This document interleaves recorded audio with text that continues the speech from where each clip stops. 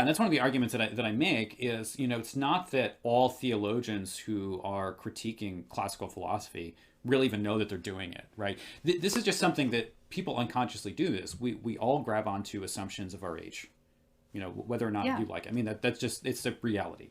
And, future generations can come and be critical, and I hope future generations will be critical of my work too and say, I think he adopted this assumption of his age that was wrong. And I hope people recognize that.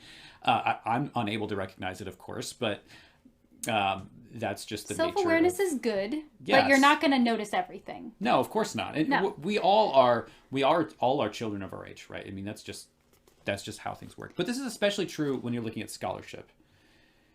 As you go back to, the 19th century, what you have is, especially within the world of theology, you have a fundamental rejection of classical ideas about the world and about God and about how the world relates to God and about human persons. And those assumptions are going to form how people read historic sources. So take Luther studies, for example. And that then is going to develop over the next 100 years to the point that within the 20th century, things that were argued for in the 19th century are now just taken as assumptions. And people don't even necessarily realize that they're adopting those assumptions. They just are, because it's kind of in the waters that they're in, right? I mean, it's just what all the academic work now assumes.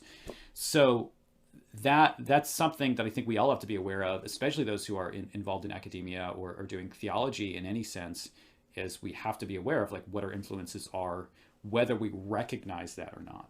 Right. I have a good quote that I pulled out on this topic. Yeah, please. On page 71. You write, "It is impossible to reject metaphysics altogether as a theologian because everyone writing about God must take some kind of stance regarding nature and existence. Thus, the question is not whether one holds a metaphysical system or not, but what the system is and whether it is internally coherent." And I think that that's sort of like, that is the foundation of the whole endeavor of this book that you're dealing with. Yeah, so it's true. I think everybody has assumptions. They have philosophical convictions. It's really inevitable. The question is just, are you going to do philosophy well, or are you going to do it poorly? Are you going to do it are you going to be aware, self-aware of what your convictions are, or are you going to be not going to be self-aware and self-critical of what those assumptions are? You really can't avoid those questions, because it tends to be the case that when you see people who are kind of anti-philosophical or anti-metaphysical, they end up just adopting whatever kind of philosophy is popular at their time or whatever is popular in their day.